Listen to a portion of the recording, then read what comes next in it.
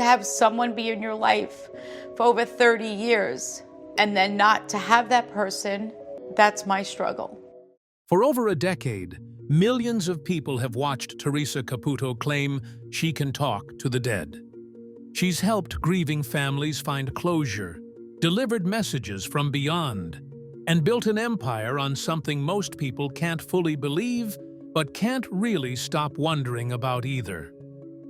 But behind the viral readings and the sold-out theaters, Theresa's real life has been unraveling in ways no one expected. Turns out that the emotional weight of carrying thousands of strangers' grief on her shoulders does take a toll on you, especially for Theresa, who has spent her entire life helping others cope with grief.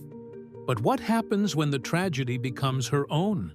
The rise of the Long Island medium. Theresa Caputo was born Theresa Brigandi on June 10, 1967, and raised in Hicksville, New York.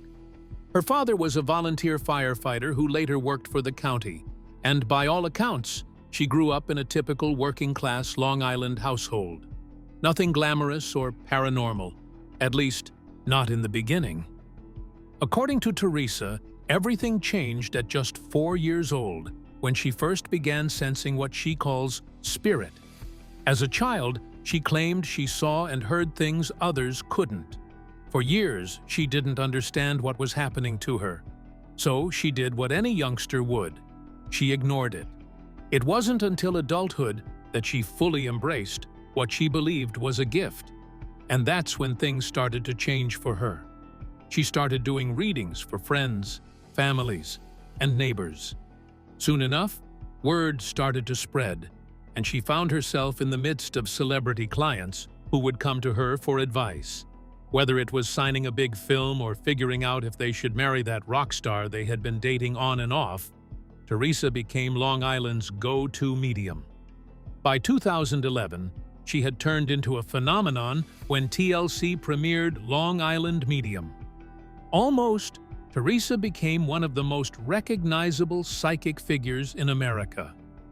Viewers watched her give readings in nail salons, grocery stores, and family living rooms, delivering extremely specific details about lost loved ones that often left people in tears.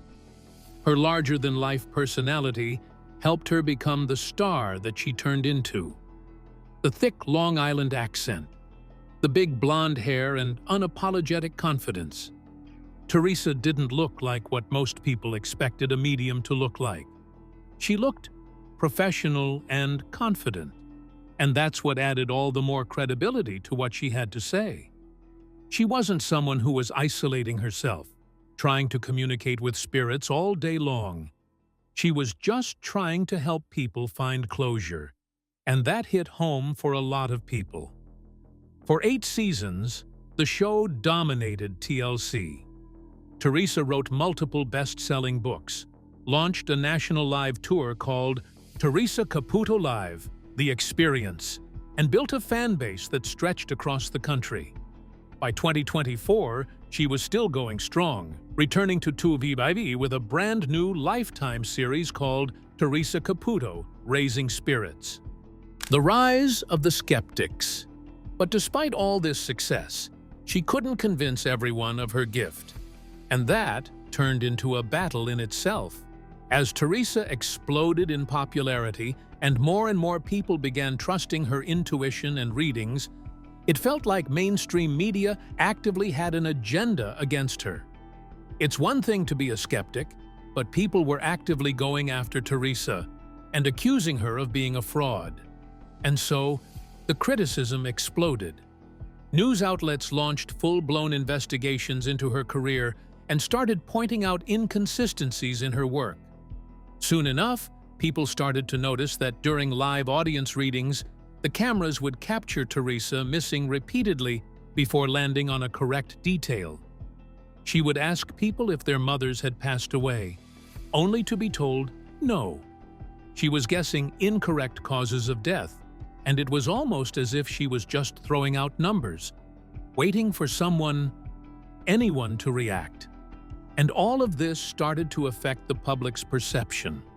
What they thought was the process of communicating with spirits was seen as nothing but damage control by skeptics. Then came the sting operation that would expose what many believe is the real truth behind Theresa Caputo's readings. In 2012, Inside Edition quietly teamed up with magician and skeptical investigator Mark Edward to go undercover at one of Theresa's live shows. But this wasn't just a camera crew showing up with press badges. This was a calculated experiment designed to answer one question: was Theresa truly receiving messages from the dead? Or was it all a sham? According to Edward, the operation began long before a single seat was filled. Tickets to Theresa's shows weren't just sold anonymously at the door. They were purchased online, through Ticketmaster, with credit cards, with names, emails, and locations attached. And in the modern world, that was all her team needed. Because once you have a name and a city, Facebook, Instagram, Twitter, and even Foursquare do the rest. People post everything from pregnancies to anniversaries, hospital visits, and funerals. And according to Edward, Theresa's team allegedly mapped this information directly onto a seating chart. Front row seats weren't assigned randomly. Edward claims those seats were reserved for people Theresa had already read for before, people she already knew personal details about. The rest of the audience had been thoroughly researched in advance through social media. So when Theresa pointed to someone in the crowd and said something like, "I'm being drawn to you," she wasn't guessing. She was being guided by an entire team working behind the scenes. One moment during the sting operation became infamous among skeptics when Theresa suddenly stopped in front of a woman in the audience and told her that she was seeing baby clothes. The woman froze and said that she had just posted baby clothes on her Facebook. To the audience, it felt like a miracle. But to every skeptic out there, this was only more proof of Theresa looking up her audience beforehand. And that was the kind of expose that her critics were waiting for. According to Edward, even the random street encounters featured on Long Island Medium weren't random at all. Before anyone ever appeared on camera, they were asked to sign a standard-looking release form. Just a waiver, they were told, permission to appear on television. But hidden inside that simple paperwork were full legal names and personal identifiers. Everything needed to build a digital profile. And that's how the illusion builds itself. Mark Edward even publicly accused Theresa of using classic cold reading techniques. This is a psychological strategy where vague statements are designed to sound personal once the subject fills in the blanks themselves. It's almost as if you trick the audience into believing that you have made a prediction when they have given you all the information. He also accused her of piggybacking, a move where failed messages are quickly redirected to someone else in the audience to avoid visible mistakes. The dark side of Theresa's fame. And the criticism didn't stop there. That same year, legendary paranormal debunker James Randi publicly denounced Theresa's claims. His foundation went as far as awarding her the Pegasus Award, a sarcastic annual prize given to the most questionable figures in the paranormal world. Illusionist Chris Angel went even further, offering Theresa $1 million if she could prove her abilities under controlled conditions. She never took the challenge, and that fueled the skepticism even more. And even with the Pegasus Award and the $1 million challenge hanging over her reputation, the criticism surrounding Theresa Caputo didn't just stay in the world of skeptics and investigators. It quietly spilled into the inboxes of journalists who had dared to question her. In late 2012, one writer revealed that for more than a year after publishing a skeptical piece on Theresa, she had been receiving a steady stream of emails from people who believed they were contacting the Long Island medium herself. Many of the emails were devastating. One person wrote asking to book a private session after losing their brother, leaving behind both a work email and a personal phone number. Another came from a mother who had lost her 8-year-old daughter to a brain tumor just 6 months earlier and asked only to be placed on the waiting list. Someone else admitted it had been 10 years since their son died, and they still could not say his name without breaking down. They were people clinging to the idea that one final message might finally bring peace. Alongside the grief came fierce loyalty. Some writers urged skeptics to experience a reading themselves before passing judgment, saying that meeting Theresa was always the turning point. Others were outright hostile, attacking critics for doubting what they believed was a God-given gift. An email also explained how some people can't truly be at peace until they hear from their loved ones. At the time, Theresa was charging around $400 for a half-hour private reading, and waiting lists stretched for months, sometimes even years. But everyone who believed in her thought that the money was well worth it.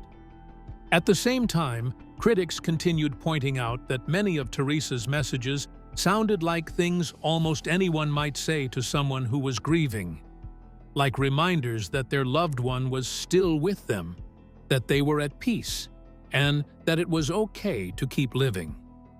During one TV appearance, she asked a woman if she had lost a sister, then followed up by saying the sisters looked alike and that the sister used to play with her hair. And many believed that it was the safest guess she could have ever made.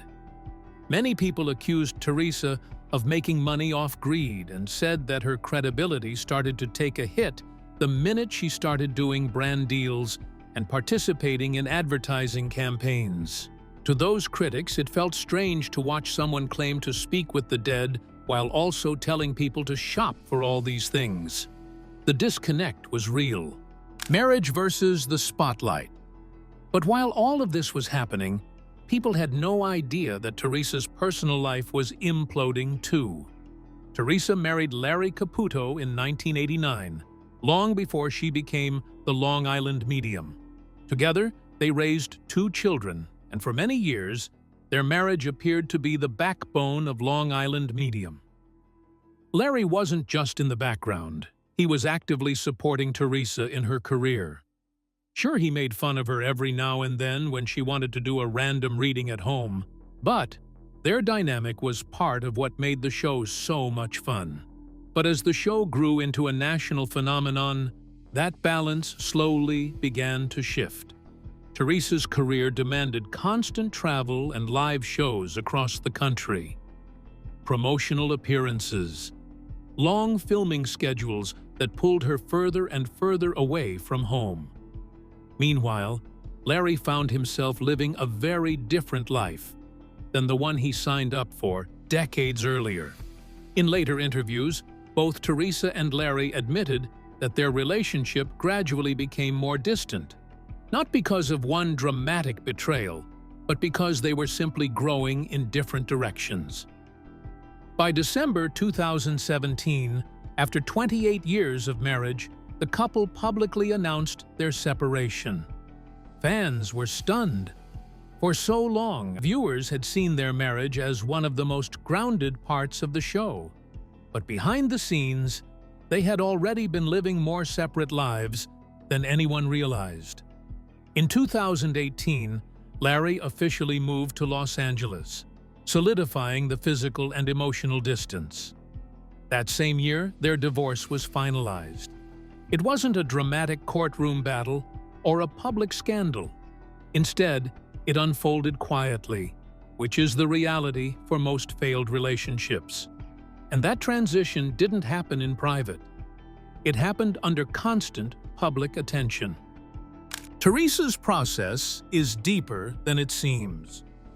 In interviews over the years, Theresa has openly admitted that her work doesn't stop when the cameras turn off. So no matter what, she marched on. When it comes to the reality of her work, she has said that every reading stays with her in some way, especially the ones involving sudden deaths, children, or unresolved guilt. While clients often leave feeling lighter, she has described herself as walking away emotionally heavier, carrying the pain long after the audience disappears. Theresa has claimed that part of her process involves physically experiencing sensations tied to how someone passed.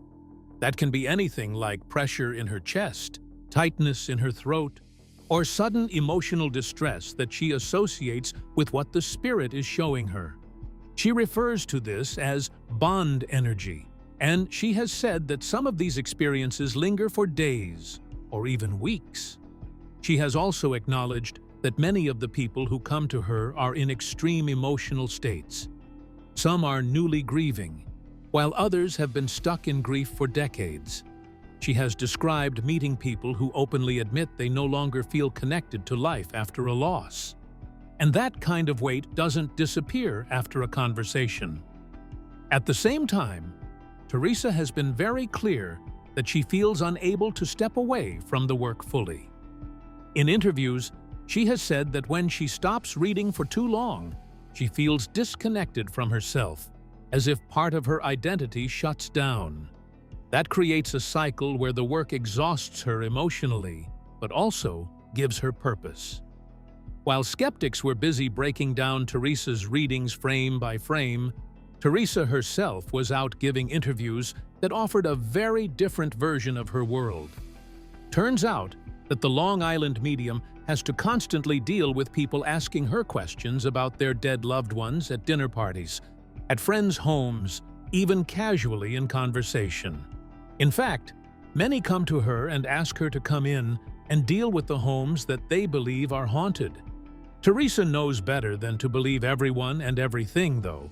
She thinks that most of the time, what people felt wasn't actually a haunting at all. According to her, 9 times out of 10, it was just the energy of loved ones who had passed on. She even joked that when her toilet randomly runs at home, she likes to believe it's her late cousin, who used to be a plumber, stopping by. To Theresa, moments like that weren't frightening. They were familiar. But she also told a story that she framed very differently. She described walking into one specific house where she said she was immediately overwhelmed by intense imagery, a flash of white light, what she believed was blood on the walls, and the image of a priest standing in the corner. When she asked about the home's history, she said the owners confirmed there had once been a murder and a self-injury there, and that the house had later been blessed by a priest. Even so, she insisted the home didn't feel dark or dangerous anymore. In her interpretation, it was filled with positive energy and definitely not haunted. To Theresa, one of the biggest problems, she said, is that people often confuse unexplained feelings with something sinister.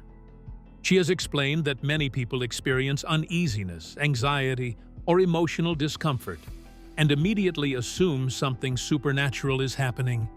In her words, fear usually comes from not understanding what you're sensing. Ironically, she admitted that even she once felt unsettled by her abilities. When she was younger and finally started talking about what she was experiencing, her friends reportedly called her crazy. That reaction, she said, made her feel negative about the gift, until she learned more about it and chose to embrace it fully. Over time, she began to describe these moments casually, even playfully. She has said that now, when something strange happens, her first thought immediately goes to a spirit. She has explained that, in her view, spirits have personalities just like people do. As for what someone should do if they truly believe their home is haunted, Theresa didn't suggest running or calling an exorcist. She advised people to recommand their space by visualizing white light, firmly asking any energy present to go to the light and respect their privacy. She even recommended burning sage as a way of clearing unwanted spirits, advice that blends spiritual belief with practices found across many cultures. All of this makes her way more approachable and trustworthy to many believers. However, As always, there are many who raise questions about the way she actually conducts her readings. Throughout her career, Theresa has always maintained that her readings are real, guided by spirit, and not pre-scripted. She has consistently denied using traditional cold reading techniques and pushed back against suggestions that producers feed her information. However, as her fame grew, so did the number of people who began analyzing how her readings were actually produced.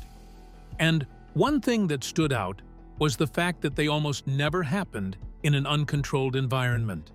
Now, what that means is that anytime someone wanted Theresa to read for them or contact spirits of their loved ones, they would have to either buy tickets to her live shows or book a private session, both of which would be carefully arranged in terms of location and seating with strict protocols in place.